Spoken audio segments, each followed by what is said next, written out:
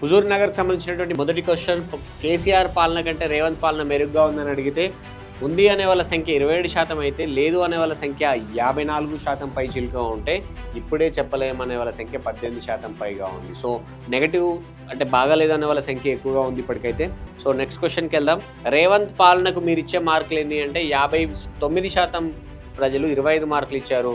9% ప్రజలు 50 మార్కులు ఇస్తే 75 మార్కులు ఇచ్చిన వాళ్ళ సంఖ్య 22%గా ఉంది. 9% పైగా ప్రజలు 100కు 100 మార్కులు ఇచ్చారు. So next క్వెషన్‌కెళ్దాం.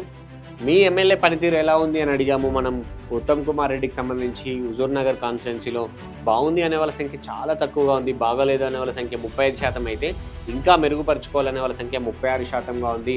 ఇక్కడ మనం గమనించాలి, హుజూర్ నగర్ నియోజకవర్గంలో ఆయన మంత్రిగా ఉన్నారు, కీలకమైనటువంటి నాయకుడు కాంగ్రెస్ పార్టీకి సంబంధించి. సో అక్కడ ప్రజలు ఎక్కువ ఎక్స్‌పెక్టేషన్స్‌తో ఉంటారు. ఎందుకంటే నిధులు ఎక్కువ వస్తాయి, అభివృద్ధి పనులు ఎక్కువ జరగాలి అనే దాంట్లో. ఎందుకంటే గతంలో చాలాసార్లు ప్రతిపక్షంలో అంటే బీఆర్ఎస్ పార్టీ ఉన్నప్పుడు ప్రతిపక్షంలోనే ఉన్నాం కాబట్టి మనకు అప్పుడు సరిగ్గా జరగలేకపోయినా ఇప్పుడు ఎక్కువ జరగాలి. పైగా మా సారు మంచి స్థాయిలో ఉన్నాడు, పెద్ద మంత్రిగా ఉన్నాడు అనే దాంట్లో అక్కడ ప్రజలు ఉన్నారు. సో ఎక్కువ ఎక్స్‌పెక్టేషన్స్ ఉన్నాయి. సో దానికి సంబంధించినటువంటి రిజల్ట్స్ అయితే కనపడుతూ ఉన్నాయి, మెరుగుపరుచుకోవాలనే సంఖ్య. సో ఓవరాల్‌గా అయితే ఆయనకు సంబంధించినటువంటి ఎమ్మెల్యే పనితీరుకు సంబంధించినటువంటి జనాభిప్రాయం ఇది.